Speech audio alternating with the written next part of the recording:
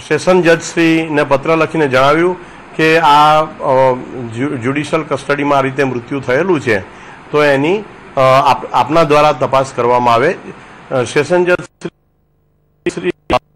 નિયમો અનુસાર chief judicial magistrate શ્રીને હુકમ કરેલો છે કે આ બાબતની જ્યુડિશિયલ ઇન્ક્વાયરી કરવામાં આવે. ત્યાર પછી બીજા દિવસે જે ઇન્ક્વેસ્ટ પંચનામું કરવામાં આવેલું હતું એ ઇન્ક્વેસ્ટ પંચનામું મેજિસ્ટ્રેટ શ્રી દ્વારા કરવામાં આવેલું હતું. એની વિડીયોગ્રાફી પણ થયેલી હતી અને આ ડેડ બોડીનું આપણે પોસ્ટમોર્ટમ કરવા માટે થઈને નક્કી કરવામાં આવેલું. પોસ્ટમોર્ટમ અમદાવાદથી સ્પેશિયલ જે એક્સપર્ટ હોય ફોરેન્સિક અંગેના એ એક્સપર્ટની ટીમો આખી આવેલી હતી અને અહીંયા પોસ્ટમોર્ટમ પરફોર્મ કરવામાં આવેલું. અને પોસ્ટમોર્ટમ પરફોર્મ કર્યા પછી એની અંદર આપણે 28 જેટલી નાની મોટી ઇન્જરીઓ પણ આવેલી છે. પરંતુ એ જ્યારે પોસ્ટમોર્ટમ રિપોર્ટ આવ્યો ત્યારે જે અહીંયા મૃતકના બાબતે જે મિસ્ટર માંગુકિયા હાઈકોર્ટના એડવોકેટ શ્રી છે એ આવેલા હતા ને એમણે જ્યારે પોસ્ટમોર્ટમ નોટ વાંચી તો એમને એમ થયું કે હું આ બાબતે એમણે અસંતોષ વ્યક્ત કર્યો અને એમણે એમ જણાવ્યું કે આ બાબતે રીપોસ્ટમોર્ટમ થવું જોઈએ અને તાત્કાલિક અસરથી ગુનો દાખલ થવો જોઈએ. તો આ બાબતે સંખ્યાબંધ પ્રતિનિધિ મંડળો ગઈકાલે આવેલા હતા.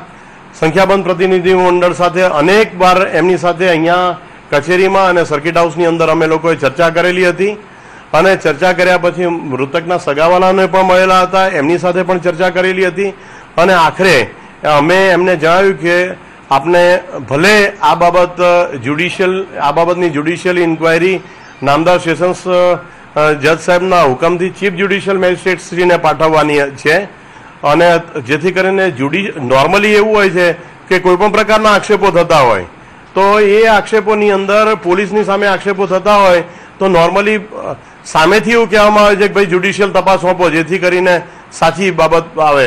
આ તો સામે ચડીને પોલીસ તંત્ર એમ કહે છે કે ભાઈ જ્યુડિશિયલ ઇન્ક્વાયરીની અંદર જે પણ આપશ્રી કહેવા માંગતા હોય આપના માધ્યમથી અથવા અમારા માધ્યમથી કે કલેક્ટરશ્રીના માધ્યમથી તો અમે રિપ્રેઝેન્ટ કરવા માટે થઈને તૈયાર છીએ અને જે ફેર ને ન્યુટ્રલ ઇન્ક્વાયરી થાય અને ઇન્ક્વાયરીને અંતે જે કોઈ બાબત ધ્યાનમાં આવે અને કોઈ પણ કસૂરદાર હોય તો એની સામે નામદાર કોર્ટ જે કોઈ આક્ષેપ કરે, જે કોઈ અમને હુકમ કરે તો આક્ષેપો બાબતનો જરૂરી નિર્ણય લઈને હુકમ કરે તો અમે નામદાર કોર્ટના હુકમને ખૂબ જ ન્યાયિક રીતે એમના હુકમને તટસ્થ રીતે અમે તપાસ કરવામાં પણ તૈયાર છીએ. એમને જે હુકમ આપે એને ફોલો કરવા માટે પણ તૈયાર છીએ. એવું અમે વારંવાર પ્રતિનિધિ મંડળોને સમજાવ્યું. તેમ છતાં પણ એમનો આગ્રહ એવો હતો કે ભાઈ પોલીસ સ્ટેશનની અંદર જ એફઆઈઆર થવી જોઈએ તો અમે અને આ બાબતે રીપોસ્ટમોર્ટમ થવું જોઈએ. તો ગઈકાલે સાંજના 10 વાગ્યાથી અમે લોકો પ્રયત્નશીલ છીએ. અમારા અધિકારીઓ વારંવાર ક્લાસ 1 ઓફિસર્સ એમને એમના સગાવાલાને અને બીજા બાબુભાઈ માંગુકિયાને અને બધાને મળવા માટે થઈને અમે લોકો ગયેલા. અમારે એસપીસી સવારથી અત્યાર સુધીમાં જે સિવિલ હોસ્પિટલ છે એમાં પણ વારંવાર 3 વાર જઈને મળ્યા કે તમારી જે ઈચ્છા હોય, પોલીસ સામેના આક્ષેપ હોય, અન્ય વ્યક્તિઓના સામેના આક્ષેપ હોય, ગમે તે પ્રકારના આક્ષેપ હોય તો અમે ફરિયાદ લેવા માટે તૈયાર છીએ. અને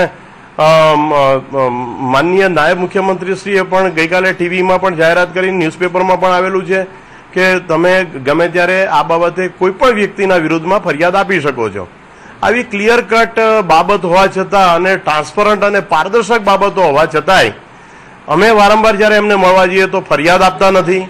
તદુપરાંત અમે એમ કહીએ છીએ કે તમે એક લેખિત લેટર આપો તો અમે લોકો કલેક્ટરશ્રીને અને જરૂર પડે તો ચીફ જ્યુડિશિયલ મેજિસ્ટ્રેટ સાહેબને રિક્વેસ્ટ કરી અને રીપોસ્ટમોર્ટમ આપ જે નામદાર કોર્ટ આપને જે યોગ્ય ફોરેન્સિક એક્સપર્ટ લાગે, હેડ ઓફ ધ ડિપાર્ટમેન્ટ હોય, જે યોગ્ય વ્યક્તિ લાગે એના મારફતે રીપોસ્ટમોર્ટમ પણ કરાવવાની છૂટ છે. કારણ કે આ દરેક બાબત અમારે નેશનલ હ્યુમન રાઇટ કમિશનને રિફર કરવાની હોય છે. ડોક્ટર્સે પણ બારોબાર સીલબંધ સીડી તૈયાર કરી અને છે તે ડીવીડીને બધું તૈયાર કરી અને નેશનલ હ્યુમન રાઇટ કમિશનને મોકલવાનું હોય છે.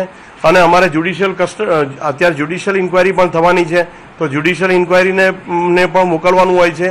ચીફ જ્યુડિશિયલ મેજિસ્ટ્રેટ સાહેબને મોકલવાનો હોય છે. વિશેષમાં ચીફ જ્યુડિશિયલ સાહેબને પણ ગઈકાલે અમે મળીને આવ્યા કે આવા પોલીસ સામે આક્ષેપો થતા હોય કે અન્ય વ્યક્તિ સામે આક્ષેપો થતા હોય તો મૃતકભાઈને સંપૂર્ણ રીતે ન્યાય મળે એવા શુભ આશયથી આપને વિનંતી કરવામાં આવે છે કે સેશન જજ સાહેબે ઓલરેડી હુકમ કરી દીધેલો છે, તો આપ આ બાબતે ઇન્ક્વાયરી કરો. અને સાહેબે તાત્કાલિક પેપર્સ સોંપવા માટે થઈને હુકમ કરેલો. એ આધારે અમે લોકોએ તમામ પેપર્સ તૈયાર કરીને એમને સોંપી દીધેલા છે અને રિક્વેસ્ટ કરી છે કે જ્યુડિશિયલ ઇન્ક્વાયરી આમાં સ્ટાર્ટ થઈ જાય. તેમ છતાં પણ આ ફરિયાદનો જે પ્રશ્ન આવ્યો એમાં અમે ફરિયાદ લેવા માટે તૈયાર છે. આખરે કંટાળીને સાંજે એડિશનલ કલેક્ટર સાહેબ શ્રી શું નામ છે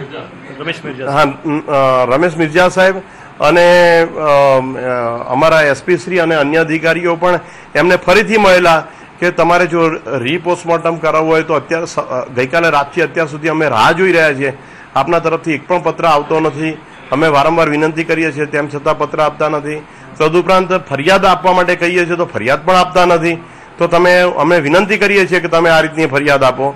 તેમ છતાં પણ આજ દિન સુધી આ બાબતે નિર્ણય લેવામાં આવેલો નથી. એ ખૂબ જ દુઃખદ બાબત છે, કારણ કે આ રીતે ડેડ બોડી દવાખાનાની અંદર હોય તો અમારી પણ લાગણી એમના પ્રત્યે હોય જ.